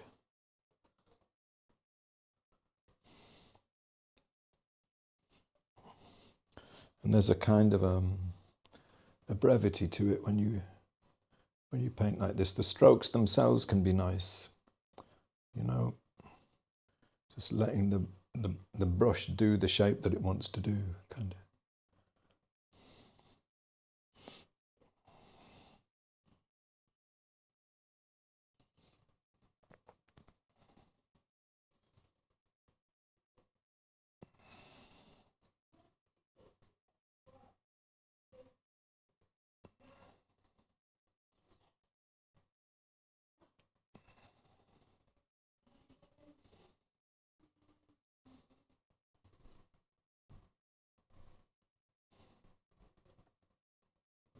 Just really, I'm just chucking these in as abstract shapes, really, make them look more like these later, but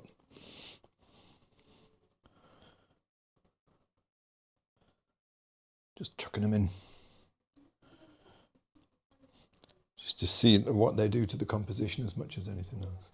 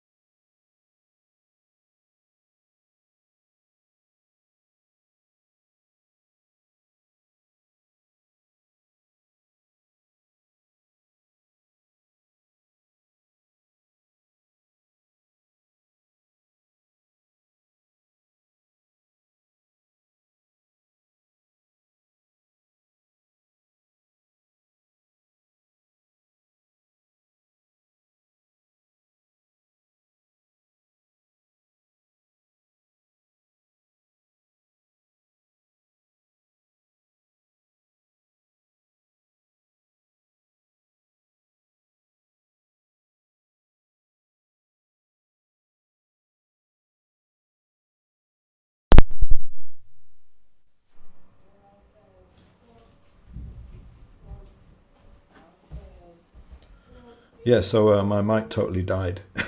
Sorry about that. I don't know when it did. I don't know when it died, but at some point it did. I was probably still talking for some of it. But I'd zoned out anyway. And I was just saying, look, I've zoned out. Sorry about that. So I did have my backup mic ready. I hadn't realised that it had gone. It had gone. I missed the ASMR of the spatula on the palette. I know, right? When did it go? A little while ago.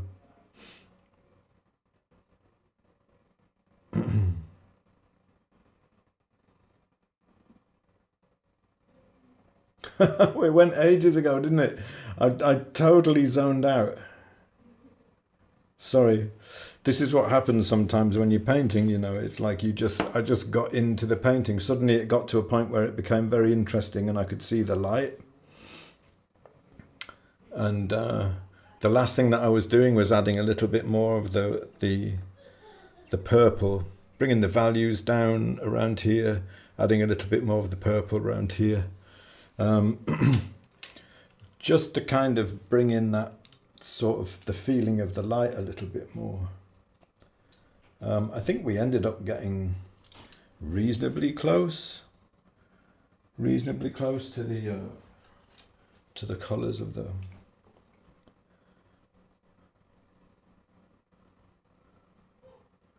colours of the reference photo. As close as you'd want to be, really. Little bit of dagger. Got to get the dagger out, even if it's just for this bit. Those leaves need to connect to something, don't they? Listen, I'm really sorry. I just completely zoned out. I actually wasn't talking all that much in that part of the stream because I'd completely zoned out.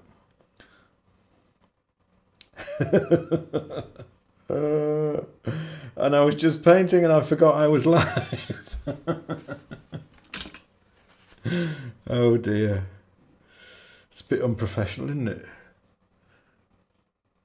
It got to the point where I was just totally absorbed with the painting and hadn't realised my mic had run out of charge. I had a feeling that might happen though, but at least we know that it's a nice quality sound setup. So I just need to charge it before I do the next live session and we'll be all right.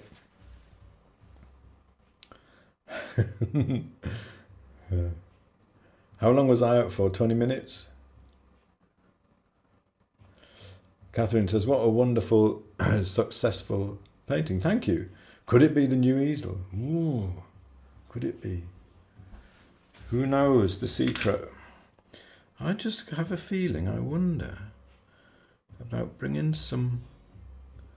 It's a mix I've started playing with lately, not particularly because of anything that happens about colour in the real world, but just because I like the mix. Green gold and dioxazine purple, and it gives chroma in a really interesting part of it. I'm just going to put out a little bit more white so I can play with that a bit more. It brings chroma out in an interesting part of the hue wheel. So it's mostly raw umber, bring in some dioxazine purple and some more green gold, a higher proportion of green gold. It just kind of makes, I mean, they should be kind of opposites really, but it makes a really interesting colour that I don't often see on my palette, and it's kind of really nice to put into shadow areas like this. It adds a bit of chroma in a slightly different part of the hue range. Put some wood. Just lately I've been getting very interested in dioxazine purple and its possibilities in a painting, and it's probably partly because to some extent I haven't today so much, but for the paintings that I do for myself, like when I'm working from life, quite often move away a little bit from the colour that's actually there.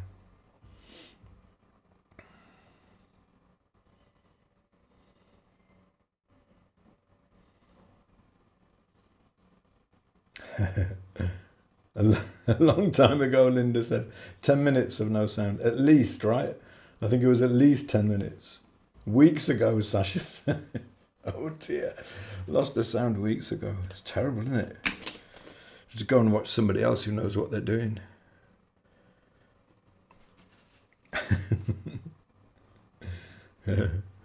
Listen, thank you very much, everybody, for coming today and putting up with me playing with my new kit and getting a few things wrong. I hope you enjoyed the session, and I hope you enjoyed the painting.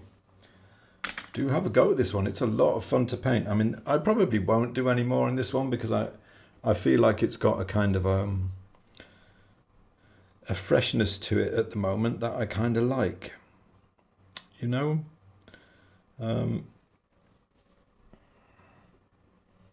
And I would probably leave this as a broad sketch as it is now, as a composition and colour experiment. Could definitely work on it some more, and could change things and make it different. And maybe just take this as a first layer, and see where the painting could go next, or keep it with this kind of lightness. You know, I kind of like this, the lightness that it has at the moment. I think that's quite nice. And I just love painting these autumnal subjects at this time of year. There's just something about it. It's like paying homage to the autumn, you know, and it always makes me a little bit happy painting apples and plums and that kind of stuff. I feel like I could go on for some time and carry on painting with this now. But I desperately need to eat. And we've been on for about 2 hours. Like, look at that. Maybe it is the new easel. Maybe it is.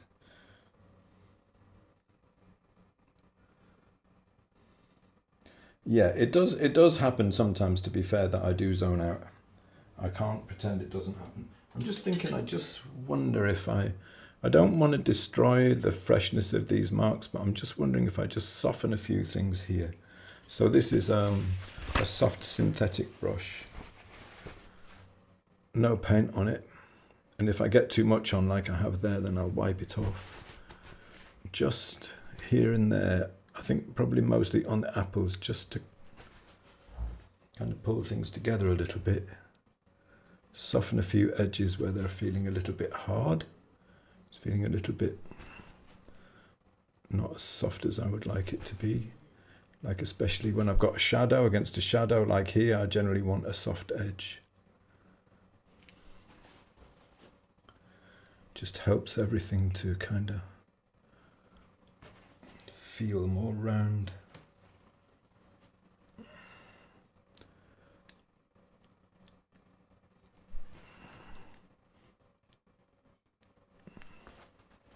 Just push that back a bit, probably soften this one. You can kind of make almost like a sort of a music of edges. And it's not always, I mean, most of the time I do it for reasons of form, you know, making light and shadow. Like I want a hard edge here to help this light part of this apple stand out. But it's not always what, you know, sometimes I will change edges, and I do it increasingly just because of, I hope this doesn't sound pretentious, but sort of for the internal music of the painting, just the feel of it all, you know, how it feels.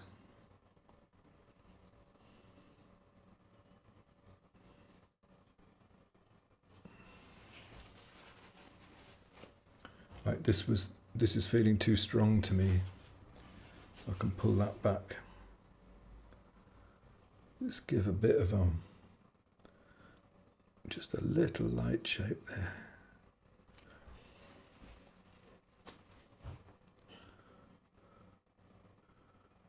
So I reckon this mic should definitely last more than 2 hours. Because, you know, or maybe I'm the only person who does 2-hour live streams out there. But yeah, it just ran out of charge. We'll sort it out for next time. Listen, thank you so much for coming, everybody. Yeah, right. Renata says perfection is overrated. Yeah, sure. Thank you, Lisa. That's very nice. Oh.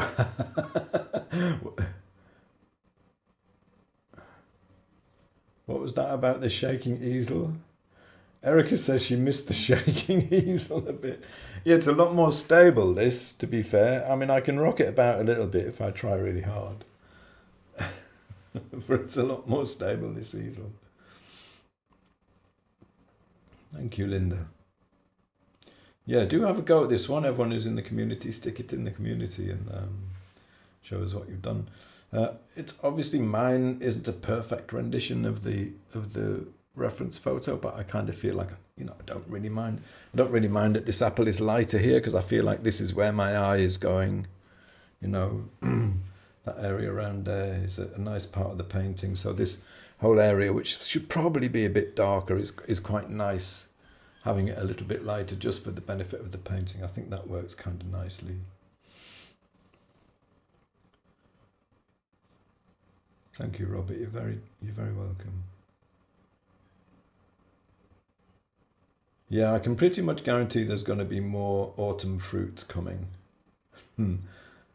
Definitely going to be more. I've pushed the chroma a little bit, I think, on the reds, and I've raised the value, but I don't mind it. I think I kind of like that being there. The one thing that I wish I hadn't done is soften all of this round here. I feel like this has gone mushy now up here. I've overpainted this, and it was better when it had more brush strokes in. I like this area here where it's got more life, more brush strokes, you know. Oh, Vanna says, I just saw that you were doing this. Would you offer a taped version for those who missed it? Listen, Vanna, it is recorded as part of YouTube. So if you ever want to see any of these streams again, all you have to do is go to my YouTube channel, go to the live tab, and it'll be there, along with a bajillion other Friday lives, even some that I painted apples on. So yeah, absolutely, it is there. I mean, you can basically watch it straight away, you know. Take a meal break, Amy says. You're not wrong. Come back and finish. Another hour, then it's done. Yeah, I don't know. That's the thing with paintings, though. I could work on it another hour and it could end up losing something of what it's got now. You never really know. I kind of feel like I like the lightness of this one. Maybe I could bring a few forms out in the leaves a little bit more. I mean, they're very basic and not really worked into at all, the leaves. I could bring those out a little bit more and refine the apples a little bit. But then maybe I would end up losing something of the freshness of the way that this has gone, you know. You never really know. Thank you, Catherine. I love those comments. When someone says this, I love it. Actually, your painting is more exciting than the photograph. That's what I like. That's what I want. Otherwise, what's the point in painting, right? Thank you very much, everybody, for coming. Hope you enjoyed the session. If you were painting along, don't forget, wash those brushes. Don't leave them. That's how I have brushes that have lasted decades. This is all the brushes that I use today. Quite a few of them. Okay. I'll be back next Friday with something else. Who knows, it might be some more autumn provender, or perhaps we'll go back to flowers. We shall see. Thank you very much for coming, everybody. And I'll see you again soon. Bye for now.